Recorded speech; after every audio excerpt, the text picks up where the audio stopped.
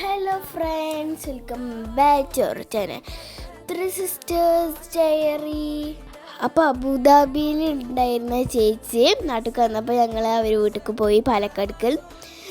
അപ്പോൾ ഇങ്ങനെ അവിടുന്ന് ഫുഡൊക്കെ കഴിച്ച് നല്ല രസം ഇങ്ങനെ പോവാനൊക്കെ.